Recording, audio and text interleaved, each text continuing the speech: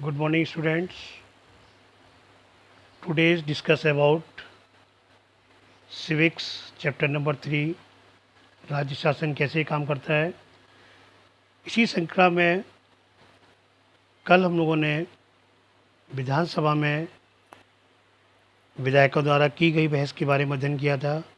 आज हम लोग उसी से संबंधित शासन की कार्यप्रणाली, शासन किस प्रकार के कार्यों को करता है, क्या उसका तरीका होता है, किस प्रकार कार्य करता है, उसके बारे में अध्ययन करेंगे। शासन की कार्यप्रणाली केवल विधानसभा में ही आपने देखा, विधानसभा में टीका टिप्पणी का मतलब होता है पक्ष विपक्ष अपने अपने विचार रखते हैं। तो केवल विधानसभा में ही सरकार के काम के बारे में टीका टिप्पणी और सरकार से कार्रवाई करने की मांग नहीं की जाती है, बल्कि आप नियमित रूप से अखबारों, टीवी चैनलों और अन्य संगठनों को सरकार के बारे में बात करते देख सकते हैं। तो ये भी यहाँ पर देखा जाता है, क्योंकि लोकतंत्र में अनेक माध्यमों द्वारा लोग अपने विचार व्यक्त करते हैं। लोकतंत्र में वहाँ तो एक विधानसभा जहाँ विधायक के रूप में थे, लेकिन आम जनता के रूप में भी लोग अपने अपने मत रखते हैं, समाचार बात के माध्यम से पहुँचाते हैं, या कोई संगठन उनकी होती है, उनके द्वारा अपनी बातों को ऊपर तक पहुंचाने का प्रयास करते हैं सरकार तक। क्योंकि लोकतंत्र में उन्हें इस बात का अधिकार है कि अपने विचार व्यक्त कर सकते हैं और कार्रवाई करने के लिए उन्हें से कह भी सकते हैं। इसी तरह का एक तरीका यहाँ पर देखा गया है, जिसे विधानसभा में चर्चा होने के थोड़े समय बाद आपने देखा कि बहुत सी चर्चा होने के बाद जो आप एक प्रेस कॉन्फ्रेंस जिसे बोलते हैं, प्रेस वार्ता, प्रेस कॉन्फ्रेंस होती ही नहीं होती है, उसमें क्या होते हैं, बहुत सारे जो समाचार पत्रों से, चैनलों से अलग अलग लोग आते हैं, संपादक वगैरह भी आते हैं कभी कभी, और आपके जो रिपोर्टर्स होते हैं ये भी आते हैं। ठीक है, ये अपने अपने वहाँ विचार रखते हैं, विचारों को उन पक्ष विपक्ष के बारे में जानने की कोशिश करते हैं, क्वेश्चन करते हैं, उनसे उनके उत्तर लेते हैं और फिर ये समाचार पत्रों में छापते हैं या चैनल के, टीवी चैनलों के माध्यम से प्रसारित करते हैं, जिससे आम जनता उनको देख सकती है। क्योंकि वहाँ पर भी यहाँ पर दिखाया गया कि ये जो विधानसभा में चर्चा होने के थोड़ी समय बाद स्वास्थ्य मंत्री की प्रेस वार्ता की गई, यानी स्वास्थ्य मंत्री को बुलाया गया।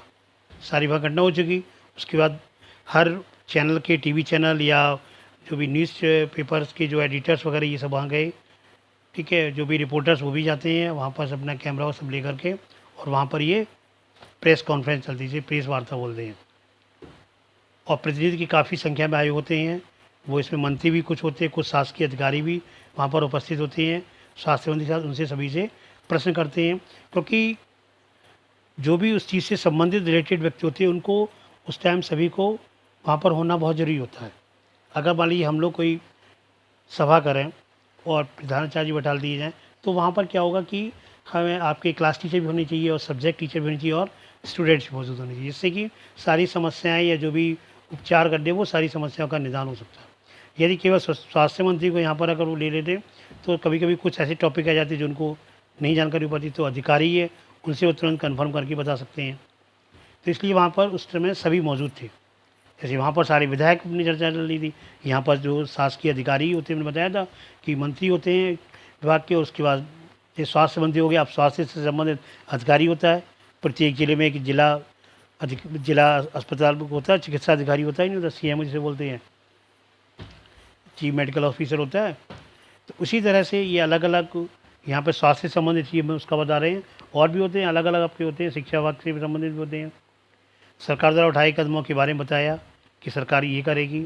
इस प्रेस वार्ता में अखबारों के संवाददाता जो थे, अनेक प्रश्न पूछे उन्होंने। देखा नहीं हो आपने, जब जहाँ भी गई आप टीवी चैनल पर देखते हुए चर्चा बहुत लंबे समय तक चर्चा चलती रहती है, और वो सब क्वेश्चन में से क्वेश्चन बना बना के उनसे पूछने का प्रयास करते हैं। यानी वो उनका उद्देश्य होता है कि वो तह तक जाए, मतलब पूरी जो वास्तविकता होती है, वास्तविकता को उजागर करने के उसमें रहते हैं। कभी देखना आप टीवी चैनल जितने भी पत्रकार होते हैं वो बिल्कुल उसकी किसी भी समस्या का निचोड़ निकालने के चक्कर में रहते हैं कि वो निकल के आ जाए और उसको उछाप दे, उसी की चर्चा फिर होने लगती है।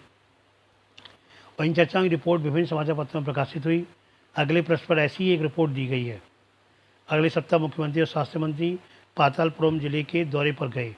उन्होंने उन परिवारों से फिर अब क्या जब ये चर्चा हो गई, यहाँ तक ये बात पहुँच गई, तो उसके बाद क्या हुआ कि वहाँ पे उनके परिवारों से भेंट की उन्होंने। उनके जो रिश्तेदारों थे, इनकी मृत्यु हो गई थी, वहाँ भी गए। उन्हें अस्वस्थ लोगों को देखने अस्पताल भी गए। सरकार ने इन परिवारों के लिए मुआवजा राशि की घोषणा की। और ये होता है, यहाँ पर नहीं लिखा हुआ है, ये लिखा गया वो बात अलग, लेकिन वास्तविक में होता है। आप समाचार पत्रों में बहुत सारे ये बाढ़ग्रस्त या सूखाग्रस्त होते हैं, उन्हें सुविधाएँ सरकार उपलब्ध रही है। क्योंकि ये सब टॉपिक होते हैं, अगर ऐसा नहीं करेंगे तो विपक्ष उस पर कुछ चमक लगाएगा।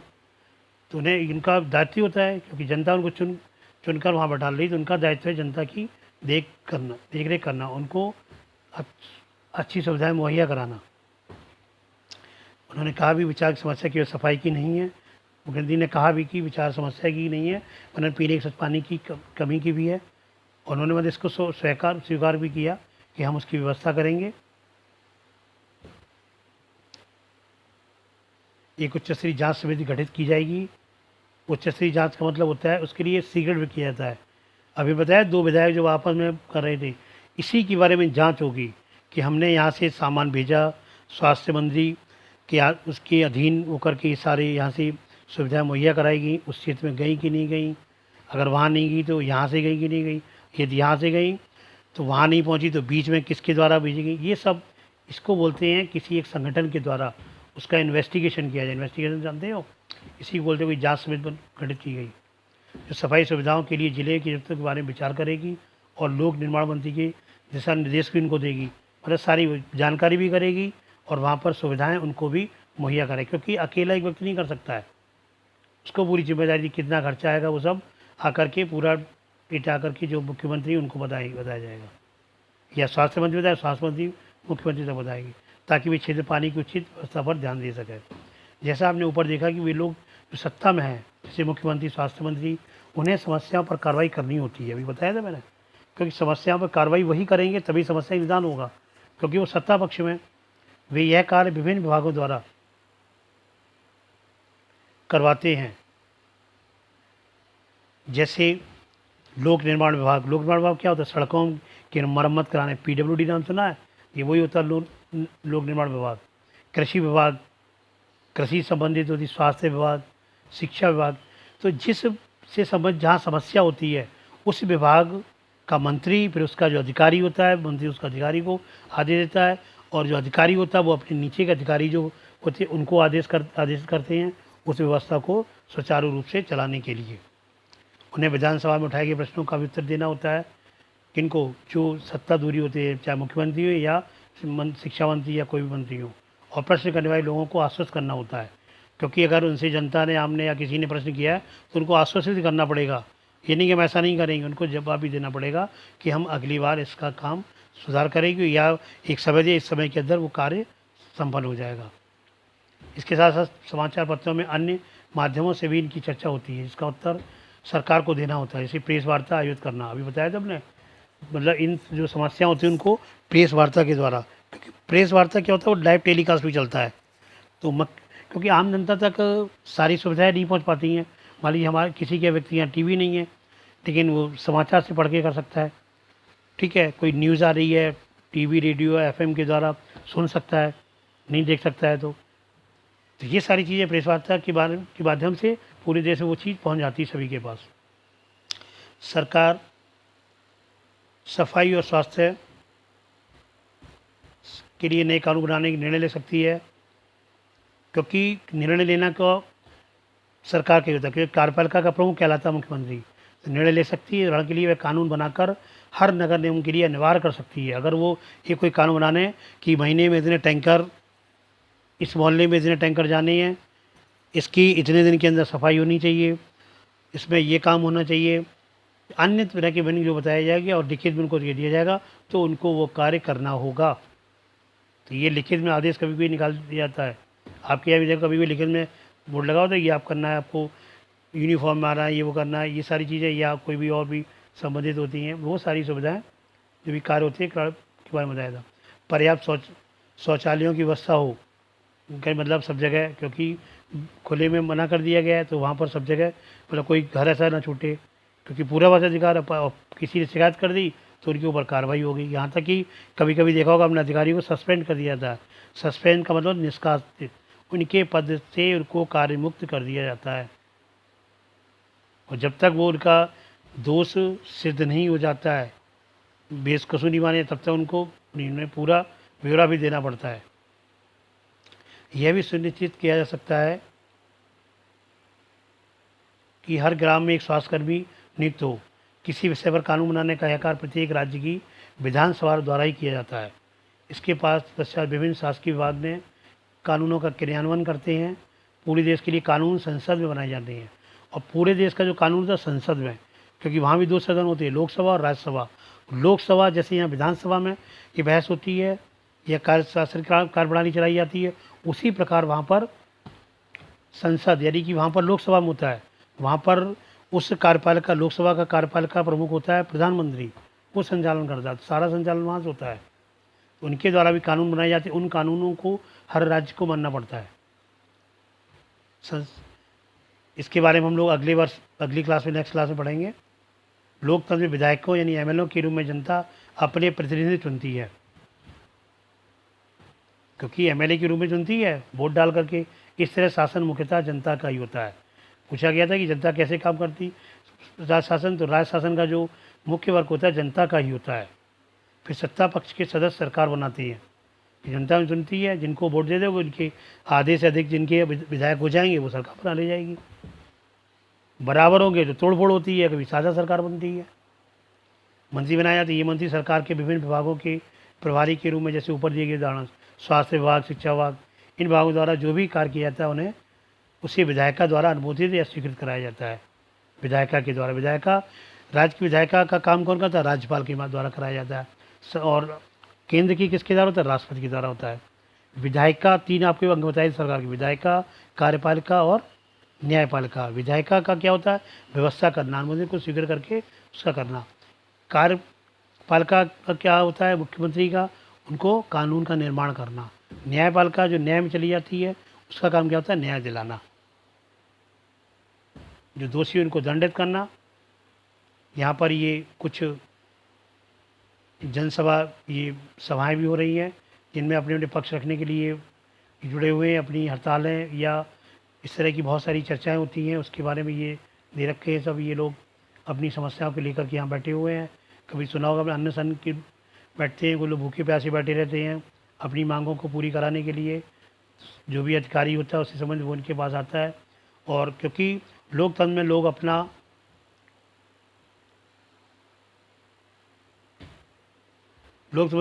अपना मत व्यक्त करने और सरकार का विरोध करने के लिए सभाएं आयोजित करते हैं। इस प्रकार ये सभाएं आयोजित होती हैं, ठीक है, जिससे अपना मत उनके पक्ष में सरकार तक बात पहुंचाने के लिए। तो कोई भी अधिकारी, प्रशासनिक अधिकारी के माध्यम से, उस क्षेत्र के, या विधायक के माध्यम से, या मंत्री के माध्यम से सरकार का जो मुखिया होता है उसके पास पहुंचती हैं। उनकी समस्याओं का निदान वहाँ से होता है। एक समय अवधि दी जाती है उसके अंदर। यहाँ पर ये विभागों के नाम दे रखे हैं। चलो इसी तरह अलग अलग विभाग उनके कार्यों को उदाहरण दिए, क्या क्या उनके कार्य होते हैं। एक और आपका ये आता है बाल पेपर की परियोजना। इसी टॉपिक में आपका ये कि वॉल पेपर की परियोजना, ये क्या होता है? लोग, बच्चे जो होते हैं वो छात्र छात्राएँ, वो एक चार्ट के माध्यम से किसी परिस्थिति को दिखाने के लिए एक वॉलपेपर तैयार किया जाता है। इसके माध्यम से रुचि के किसी विषय पर शोध किया जा सकता है, खोज की जाती है। जैसे स्वास्थ्य से संबंधित, तो यहाँ से क्या, कहाँ से बीमारी फैल रही है, उसका निदान करने के उपाय। एक चार्ट बस सब उसमें कि इनके लक्षण क्या है, ये बीमारी कैसे उत्पन्न हो रही है उनको लिखना, इसके कैसे उपाय हैं, सरकार द्वारा क्या कदम उठाए जा रहे हैं, या उनको क्या कदम उठाने की उसकी सुझाव, ये सब चीज़ें जाती हैं। जिससे उस पर अगर हम अध्ययन करते हैं या जो इसको भेजा जाता है किसी को, तो उसका हम किसी एक फाइनल डिसीजन पर जा कर के उसके माध्यम से पहुंच सकते हैं। तो यहाँ पर तस्वीरें दी गई हैं, वे कक्षा की वॉलपेपर बनाने के लिए विभिन्न पहलुओं को प्रस्तुत करती हैं। शिक्षा चुने के विषय पर पूरी कक्षा परिचय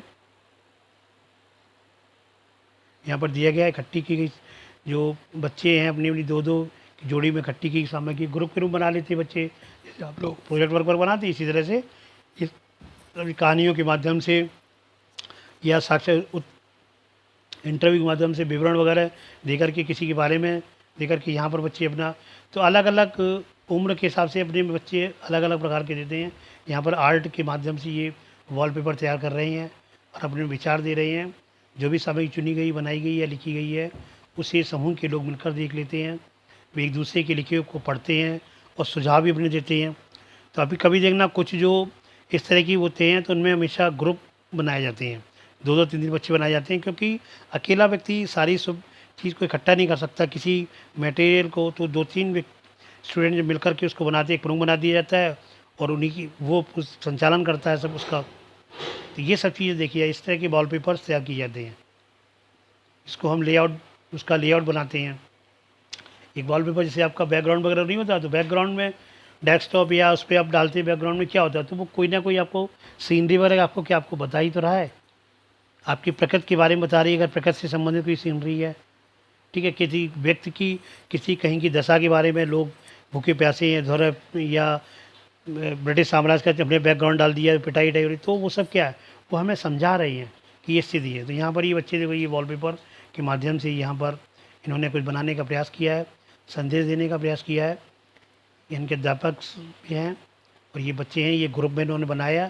तीनों बच्चे खड़े हुए, इसका मतलब है कि इस पर एक ग्रुप एडमिन होगा, यानी एक प्रमुख होगा इसका, बाकी उसके सहयोगी, और ये मिल करके इन्होंने इकट्ठे किए होंगे, पॉइंट्स किए होंगे, सुझाव वगैरह उनको लिखा है और एक चार्ट पेपर पर चिपका करके एक वॉल पेपर के रूप में तैयार किया है और अपनी जो भी सब्जेक्ट टीचर उनको ये प्रस्तुत कर रहे हैं। और भी बहुत सारे, ये 2006 की डेंगू की महामारी के विषय में कक्षा 6वीं के केंद्रीय विद्यालय के बच्चों ने, गाजियाबाद का जो विद्यालय है उसके बच्चों ने यहाँ पर एक वॉलपेपर बनाया, जिसके माध्यम से ये बने हुए हैं अलग अलग से बच्चों ने। और ये एक बोर्ड पर इनको चस्पा किया गया है, सभी ने अपने वे को दिखाई, स्पष्ट नहीं आ रहा है। तो ये सब वॉलपेपर से आपके विद्यालय में ही आपने देखा, जो वॉलपेपर बोर्ड होता है उस पर, वहाँ पर आपकी फ़ोटोज़ वगैरह हैं, किसी प्रोग्राम्स की हैं, या कोई भी आप प्रोग्राम वॉलपेपर तैयार करते हैं उनको बनाया जाता है। तो यहाँ पर ये वॉलपेपर के माध्यम से सिर्फ क्या होता है, हमें एक संदेश देना होता है किसी समस्या की, उस समस्या के लक्षण उसमें, उसके सुझाव है, उनके उपयोग हैं। और ये यहाँ पर वॉलपेपर के माध्यम में आपके राज्य सरकार के कार्य से जुड़े किसी अन्य मुद्दे पर भी ऐसे वॉलपेपर निकालने की परियोजना करो, जैसे ज्वर की महामारी है, कोई शिक्षा कार्यक्रम है, कानून और व्यवस्था है, कोई विषय है, मध्याह्न भोजन कार्यक्रम जो है मिड डे जैसे, उससे संबंधित बच्चों की भोजन करते हुए, ठीक है। इस प्रकार के प्रेजेंट वर्तमान समय में आपकी कोविड-19 जो आपकी महामारी, इससे संबंधित आप वॉलपेपर बना सकते हैं। इस तरह की आप वॉलपेपर बनाएं और आप उसको डालें उस पर, या अपने पास बना के रखें, क्योंकि ऐसा वॉलपेपर होना चाहिए जो एक कोई संदेश दे रहा हो। उसमें उपाय उसके होने चाहिए, सरकार के द्वारा कदम क्या उठाए जा रहे हैं, सामूहिक रूप से बना सकते हैं 1-2 स्टूडेंट मिल करके। आज आपका चैप्टर नंबर 3 सिविक्स का राय शासन कैसे कार्य करती है, तो आपने कई बिंदुओं पर प्रकाश डाला और उनके बारे में अध्ययन किया। तो ये चैप्टर आपका आज ये समाप्त होता है। नेक्स्ट वीक आप अगले सब्जेक्ट हिस्ट्री, सिविक्स या ज्योग्राफी, किसी इसमें से कोई भी चैप्टर आपका नया चैप्टर स्टार्ट होगा। यह चैप्टर आपका यहाँ समाप्त हो रहा है। Thanks, have a good day.